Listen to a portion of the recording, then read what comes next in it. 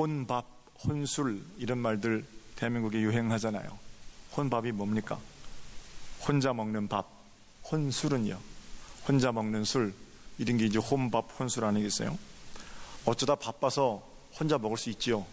저도 여러분도 그런 경험 가지고 있으니까요. 그런데 이건 어쩌다 한번 혼자 바빠서 혼자 먹는 밥이 아니고 매일 혼자 밥 먹고 매일 혼자 술 먹고, 이런 게 이제 혼밥, 혼술 그렇게 말하죠. 식당도 한 사람 앉아서 먹는 자리가 많아진 것 같아요. 제가 한 10년 전에 일본에 가니까 일본에는 그런 풍경이 익숙하더라고요. 식당에 혼자 이렇게 독서실 칸막이처럼 혼자 앉아서 밥 먹고 혼자 앉아서 사케 마시고 그런 사람들이 있는데, 아주 혼자 앉아서 뭐 밥 먹는 거에 바빠서 그렇다지만 술을 마실 때는 혼자 앉아서 술을 왜 마시나 별 생각이 다 들던데요. 어쨌든 우리나라 문화에는 영 익숙한 게 아니었는데 요즘 일본 따라가면서 발전과 쇠퇴를 답습하는 게 아닌지 그런 생각도 듭니다. 자, 혼자 밥 먹고 혼자 여행하고 혼자 술 마시고 이런 일들 여러분 어떻게 생각하십니까? 어떻습니까? 처음에는 편안하죠. 사람들의 치여 살다가 혼자 누리게 되는 여유, 이렇게 생각하면 참 행복합니다. 전화기 들어서 혼자 밥 먹는 여유로운 사진, 아름다운 배경과 함께 사진 한 장 찍어서 올리면 그게 그림 아니겠어요? 그러면서 밑에 혼자 느끼는 여유 뭐 이렇게 하면 굉장히 좋아 보이기까지 합니다. 그러나 혼자 하는 일이 편안해 보이고 좋아 보이는 것은 다시 돌아갈 일상이 있기 때문입니다. 이리저리 치이며 살아가다가 지쳤을 때 혼자만의 여유를 더 고마운 것으로 느끼게 된다라는 겁니다. 근데 여러분 한번 생각해 보세요. 돌아갈 가족이 없다든지 함께 이야기를 나눌 친구가 없는데, 그래서 늘 혼자 밥 먹고 혼자 술 마시고 그런 거는 외로운 거죠.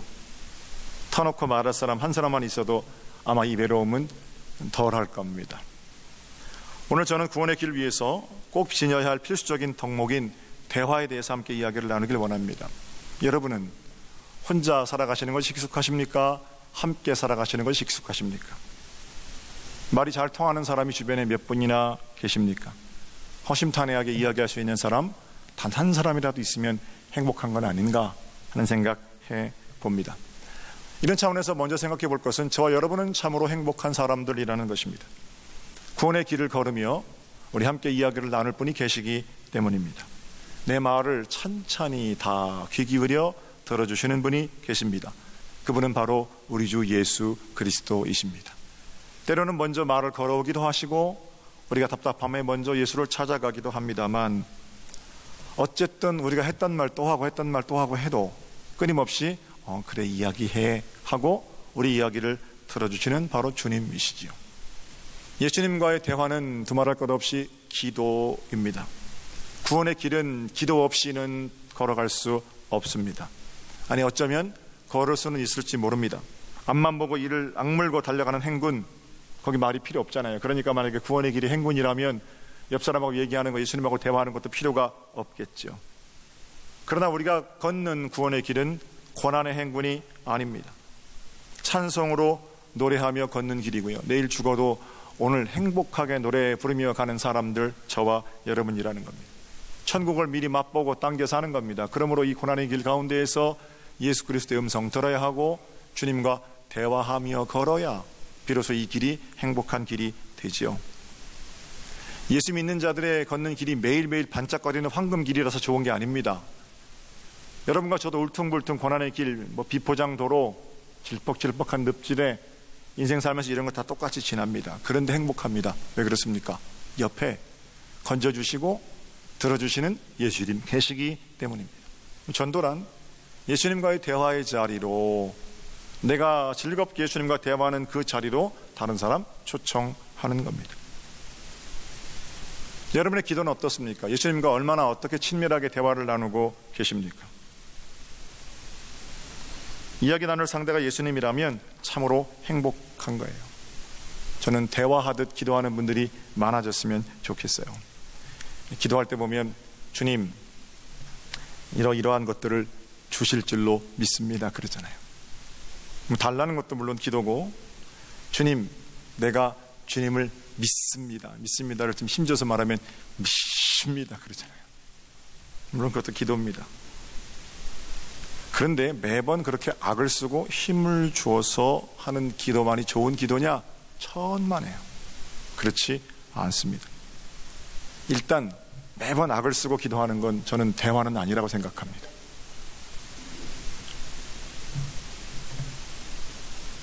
게다가 내가 무슨 말 하는지도 모르고 기도하는 거, 뭐 그런 게 방언 기도입니까? 그런 건 방언 기도 아니죠. 소리를 지르는 건 완악해서 찢어지지 않는 내 마음을 좀 소리를 질러서라도 찢어보겠다는 거고, 답답한 마음에 하나님 앞에 하나님 하고 부르면 하나님께서 내 기도를 들어주실까 하는 마음으로 우리가 그렇게 기도하는 거지만, 하나님 귀가 멀었기 때문에 큰 소리로 부르짖어야만 하나님 응답하신다? 거짓말이죠.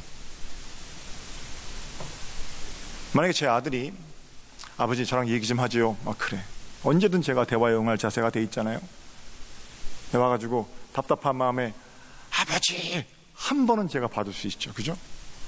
매번 얘기하자고 하면서 제가 귀가 안 먹었는데 아버지 소리 지르면 처음에는 야 우리 아들이 좀 많이 답답했구나 그렇게 여겨주지만, 매번 대화할 때 그렇게 소리 지르면 제가 병원 데리고 가죠. 병상 아니잖아요. 문제는 악을 쓰고 기도할 수도 있고요, 손을 올리고 기도할 수도 있고, 소리내어 기도할 수도 있습니다. 그런데 마치 그게 좋은 기도의 사람인 것처럼 착각하지 마시라는 거예요. 통성기도는 아름다운 전통임에도 불구하고 그렇게 하면 주님이 늘 들으신다? 그런 용한 통성기도는 없어요. 중요한 건 마음의 문제이지 기도의 모습, 행위. 예수님과의 대화. 예수님 어제는 이런 일들을 주셨던데 예수님 무슨 생각이세요? 예수님 저한테 뭐라고 하시겠어요? 이게 훨씬 좋지 않습니까? 존경하는 김광진 권사님, 아버님 김영삼 권사님이신데 그 수염이 이렇게 나셨던 하얀 할아버지 모습만 제가 기억해요. 어릴 적에 저희 교회 오면 저하고 제 둘째 동생하고는 권사님 기도하러 오시는 자리에는 쪼르륵 예배당으로, 저 교회 살았으니까 예배당으로 나오는 겁니다. 권사님 기도가 굉장히 재밌거든요. 맨 뒤에서, 온풍기 뒤에서 권사님 앞에 기도하시는 거 듣는 거예요. 키득키득거리면서 같이 들었습니다. 제 동생이랑.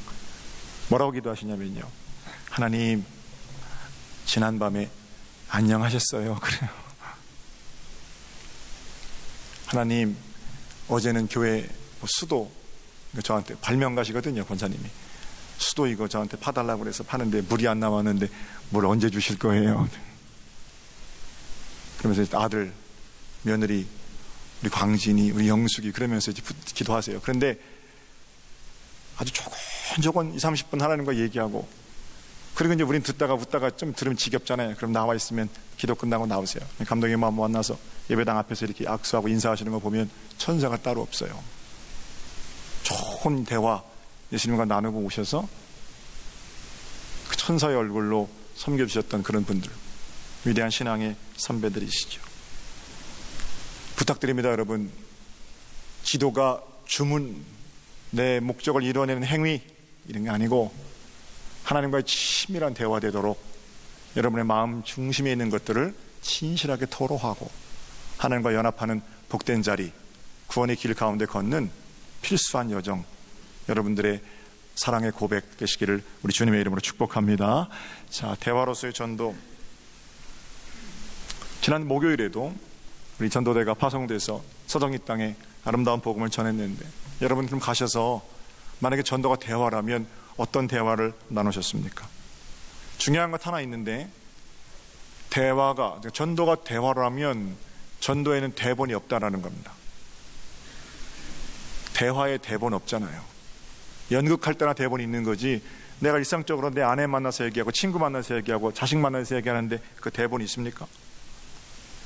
전도가 대본 가지고 사형리 암송해놓고 펴놓고 가서 그 그대로 암송시키면 한 사람 구원 찍어내고, 저는 이런 게 전도가 아니라고 생각해요. 전도일 수 있습니다만 거기 마음 없이 대본 가지고 읊어대는 게 전도가 아니라는 거예요. 일부 전도 세미나에 가보니까 말을 가르치더라고요. 이런 상황에서는 이런 말하고 저렇게 나오면 저런 말하고, 뭐 그것도 할 수는 있습니다. 그러나 그것보다 더 중요한 것은 내가 어떤 말을 하나님께서 내게 허락하시는가, 대본 가지고 나가는 게 아니고요, 사랑 가지고 나가는 게 전도지요. 여러분에게도 좋은 친구가 있으시지요? 저도 너무 보고 싶은 친구가 있습니다. 그래서 뭐 한 달에 한 번, 두 달에 한 번 세미나를 통해 만나든 어떤 모임을 통해 만나든 같이 밥 먹고 차 마시고 하는 동안에 참 친밀하게 얘기를 나누거든요. 그럼 2시간, 3시간, 뭐 때로는 반나절 동안 얘기를 나눴는데도 헤어질 땐 또 만나고 싶은 게 그 친구 아니겠어요? 그럼 그때 제가 그 친구를 만나러 가면서 오늘은 이런 말을 해야 되겠다, 대본 짜 가지고 갑니까? 아니죠. 목회 얘기, 자식 얘기, 교인들 얘기 이렇게 하면서 점점점 먹잇거리가 더 많아지고, 그렇게 무슨 얘기를 했는지도 모르겠지만 또 얘기하고 싶고, 이런 게 대화 아니겠습니까? 진솔함이 있으면 대본 없어도 충분히 즐거운 게 대화잖아요. 우리 예수님 대본 가지고 전도하셨습니까? 사마리아 성에 수가라는 곳을 지나다가 우물가에서 배가 고프셔가지고 예수님 잠깐 쉬셨습니다. 제자들에게 들어가서 너희 마을에 가서 먹을 것 좀 구해와라 그러시죠. 제자들이 먹을 것 구하러 간 사이에 주님이 이렇게 쉬고 계신데 목이 마르신 거예요. 근데 그때 마침 한 여인이 물을 길러 우물가로 나옵니다. 그 여인은 남편을 5명이나 갈아치운 여인입니다. 만족함을 모르는 여인이에요. 사람들이 하도 손가락질 하니까 사람들이 보통 물을 길러 오는 아침 시간, 저녁 시간이 아니라 한낮에 중동의 아주 장렬하는 태양 가운데로 물을 길러 나온 여인입니다. 상처가 많으니까 공격적인 거죠. 상처가 많으니까 누가 무슨 말 하면 삐죽거리는 여인이라는 거예요.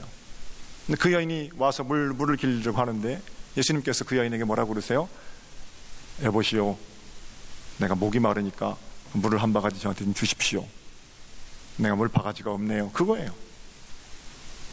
그 여인이 보니까 자기는 사마리아 사람인데 그 사람 유대인이거든요. 견원지간입니다. 말을 서로 안 걸어요. 게다가 그건 유대인 남정네고 나는 여자잖아요. 배가 고프면 좀 참을 것이지 나한테 말을 걷는 게 참 불편하고 부당하게 여겨졌던 거예요. 당신이 어떻게 나한테 말을 겁니까? 이러면서 비아냥거리기 시작합니다.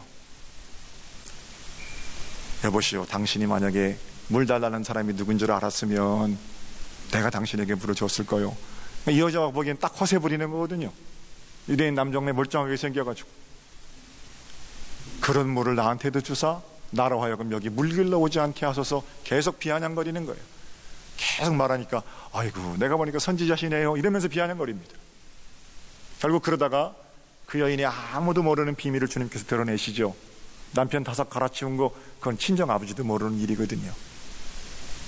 이 여자가 깜짝 놀라는 거예요. 그리고 나서 그 여인은 그 사마리아 수가성에서 복음 전하는 여인으로 변화됩니다. 상처 많은 여인에서 상처를 싸매는 여인으로 변화되는 거예요. 사마리아 수가성의 첫 번째 예수 증거자가 그 여자입니다. 보세요. 그러면 예수님께서 제자들 다 마을로 들여보내시고 그 수가성에 앉아서 좋은 대본이나 각본을 가지고 그 여자를 변화시키려고 했기 때문에 그 일이 벌어졌습니까? 아니죠. 목이 마른 것, 그리고 물을 길러 오인 여인의 참담한 실상, 이런 것들을 보고 불쌍히 여기는 마음, 긍휼히 여기는 마음, 거기부터 이 여인의 복음 전도자로의 변모는 시작된 거죠. 인간에 대한 지극한 사랑, 그리고 나눴던 물을 주제로 한 진솔한 대화, 이것이 사람을 변화시켰다는 겁니다. 복음 전파가 뭐예요? 그 사람의 형편을 내가 들어주고 내 필요를 그 사람에게 아뢰고 같은 부분에서 하나님의 역사하심을 드러내고, 이런 일들이 복음 전파예요. 우리가 나눈 일상적인 얘기가 복음 전파입니다. 전도지 들고 들고 나가서 예수 전합시다. 당연히 해야 합니다. 그러나 그건 복음 전파고 나머지는 다 그냥 마음대로 살아도 되는 게 아니고 우리의 모든 일상이 복음 전파라는 거예요. 내가 매일 만나서 나누는 그 대화 속에서 주님께서 일하시도록 그 각본 가지고 하는 거 아니거든요. 사랑하는 성도 여러분, 대본을 먼저 준비하지 마십시오. 먼저 마음을 준비하십시오. 마음을 준비하면 성령께서 그 위에 여러분이 감당할 수 있는 말을 주실 겁니다. 그때 비로소 우리의 입이 하나님 말씀을 전하는 복음 전파의 입술이 되는 거죠. 예레미야는 젊은 시절에 하나님의 부탁을 듣습니다. 너 내가 선지자로 불렀으니까 이제 고통당하는 백성들에게 가서 내 마음을 좀 전해다오. 처음에 예레미야가 그 얘기를 듣고 나서 주님, 진짜 내 마음이 슬픕니다. 내가 선지자라고요? 나 아니거든요. 저는 아이라서 말할 줄도 모릅니다. 나로 하여금 어떻게 백성들에게 가라고 하십니까? 난 못 갑니다. 거부했습니다. 그때 하나님께서 당신의 손으로 예레미야 입술 가운데 대시죠. 그리고 뭐라 그러세요? 내가 내 말을 내 입에 두었노라. 내가 내 말을 내 입에 두었노라. 내 말을 하는데 교회 사이즈 늘리려고 예수 이용해가지고 하는 게 복음전도가 아니라는 거예요. 분명하게 하셔야 돼요. 하나님께서 내 입에 두신 말을 죽음이 오더라도 전하는 것, 그게 복음전파예요. 모세는 호렙산에서 아주 신기한 경험을 합니다. 불이 붙었는데 타질 않아요. 그거는 모세를 굉장히 이끄는 아주 매혹적인 것이었고 동시에 두렵게 하는 것이었습니다. 하나님, 이게 뭡니까? 네 발에서 신을 벗으라. 그리고 나서 모세에게 하나님께서 가라 모세, 내 백성을 구원하라 그러십니다. 근데 모세가 어떻게 했어요? 하나님, 사람 참 잘 보신 겁니다. 내가 40년 전에는 아주 다혈질이었는데요, 지금 성질 다 죽었습니다. 이제 저 민족의 지도자 아멘 가겠습니다. 천만에요. 모세, 이사야, 예레미야 전부 하나님, 나는 안 됩니다. 철저하게 회개하는 거예요. 내가 하나님 없이 아무것도 못합니다. 나는 아직 성질도 안 죽었고요, 미디안에서 처가살이하는 내가 뭘 할 수 있겠습니까? 이집트 거긴 40년 전에 내가 사람 때려 죽인 아픈 과거가 있는 건데 거기 사람들 앞에 내가 어떻게 섭니까? 못 간다는 거예요. 말도 못합니다. 근데 뭐라고 그러세요? 네 입으로 말하는 거 아니라잖아요. 하나님의 말을 하는 것이 하나님의 사람이라고 말씀하시고, 하나님께서 모세의 말을 하나님의 말로 바꿔주시고, 모세의 지팡이를 하나님의 지팡이로 바꿔주시고, 그러면 복음을 전하고 전도하는 건 뭔데요? 하나님께서 내 입에 두신 말을 증거하는 거죠. 모세든 예레미야든 다 그렇다는 겁니다. 오늘 이 아침에 하나님께서 저와 여러분의 입술에 손을 대십니다. 이제는 내 입을 가지고 말하려고 하지 말고 내 말씀을 전해다오. 우리 하나님의 부탁이시죠. 오늘 본문 설명을 좀 할까요? 이사야 선지자는 불평하고 원망하는 이스라엘 백성들 앞에 섰습니다. 4절을 볼게요. 4절. 주 여호와께서 학자들의 혀를 내게 주사 나로 곤고한 자를 말로 어떻게 도와줄 줄 알게 하시고 아침마다 깨우치시되 나의 귀를 깨우치사 학자들 같이 알아듣게 하시도다. 불평하는 백성들에게 그 사람들을 잘 설득하거나 그 사람들을 이해시킬 만한 학자의 혀, 세련된 말, 배운 사람의 말, 그거 주셨다는 겁니다. 그런데 학자의 혀를 다시 뭐라고 말하냐면 곤고한 자를 어떻게 위로할 줄 알게 하는 말, 이렇게 이야기하고 있습니다. 어려운 자를 돕는 말은 인간의 말이 아니고 성령 하나님의 말씀입니다. 명심하세요. 사람의 말은 변합니다. 사람이 악해서 변하는 게 아니고요, 사람이 유한하기 때문에 변합니다. 당신만은 내가 영원히 사랑하겠습니다.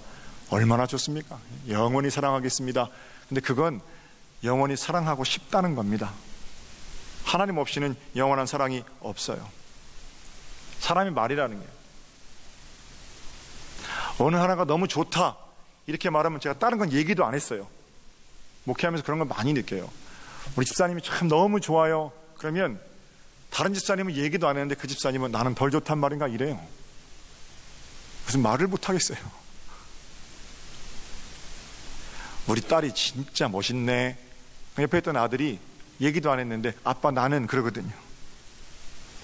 인간의 말이 이렇게 상대적입니다. 그런데 그 인간의 말로 뭘 위로합니까?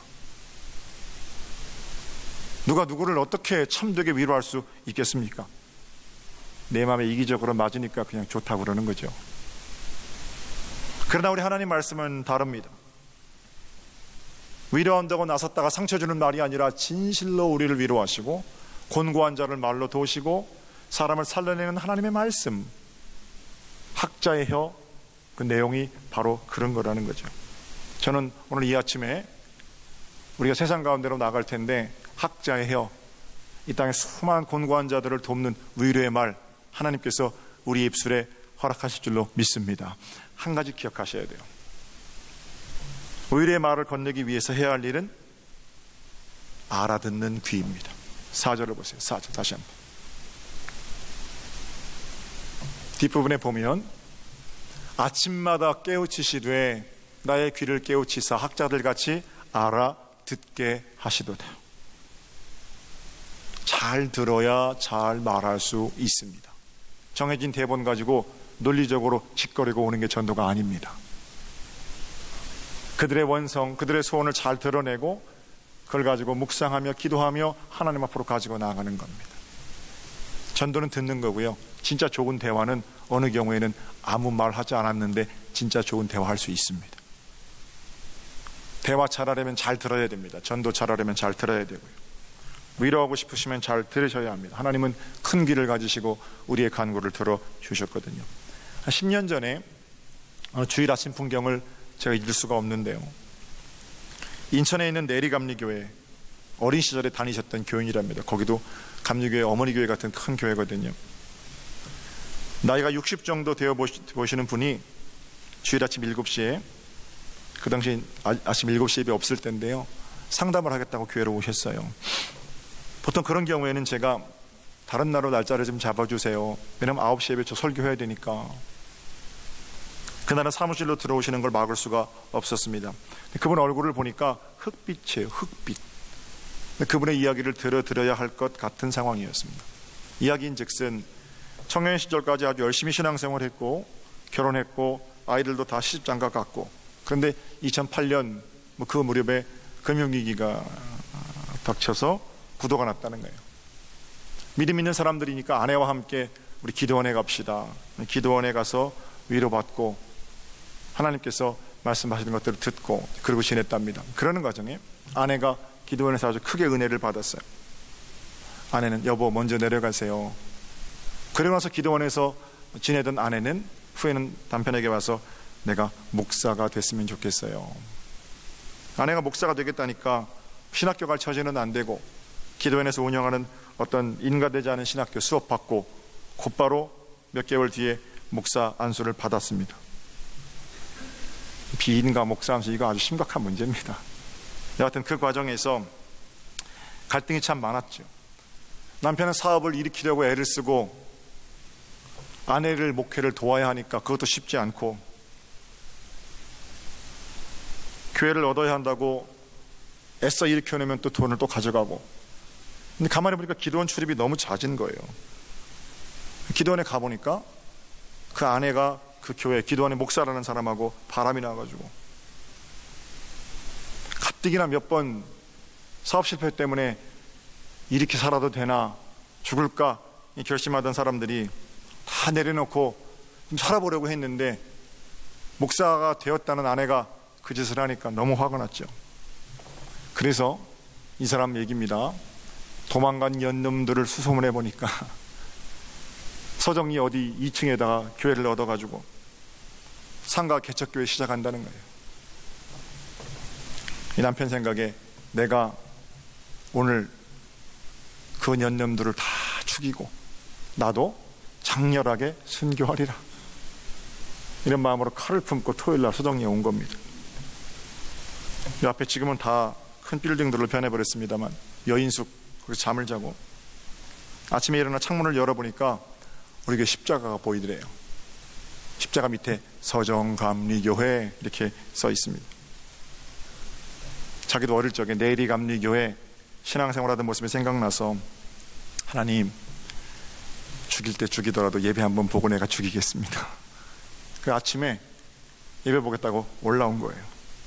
제가 그 얘기를 듣는데 1시간 동안 그 얘기를 듣는데 무슨 말 할 수 있겠습니까? 듣다 보니까 처음에는 예배 시간 걱정도 되고 그랬는데 나중에는 마음이 아프더라고요. 이 사람이 얼마나 힘들었을까. 한참을 혼자 말씀하시던 그분이 저 아무 말도 안 했는데 마지막에 목사님 저 위해서 기도해 줄 수 있나요? 제가 기도하는데 눈물이 나는 거예요. 울면서 함께 손을 잡고 기도했습니다. 그분이 가시면서 목사님 아직도 나는 밉습니다. 그러나 최소한 내가 오늘 살인하는 죄는 저지르지 않을 수 있을 것 같아요. 그리고 9시에 여기서 함께 예배하고 내려가셨습니다. 어디로 가셨는지 저는 모르죠. 이제까지 제가 목회 20년 하면서 나눈 대화가 참 많습니다. 상담도 많고. 그런데 내내 듣기만 했던, 한마디도 하지 않았던 그 대화가 저는 제 인생에서 최고의 대화였다고 생각합니다. 학자의 혀가 어디서 나와요? 나의 수많은 말에서 나옵니까? 아니에요. 하고 싶은 말, 그 많고 많은 말 잠잠하게 억누르고 오직 그분만 말씀하게 하는, 그게 진짜 승리거든요. 제일 힘든 거죠.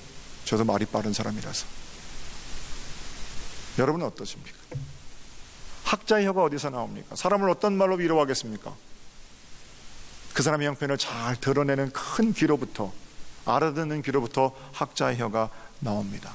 이것만 잘 지키면 여러분 구원의 길 위해서 좋은 무기 가지시고 가시는 거예요.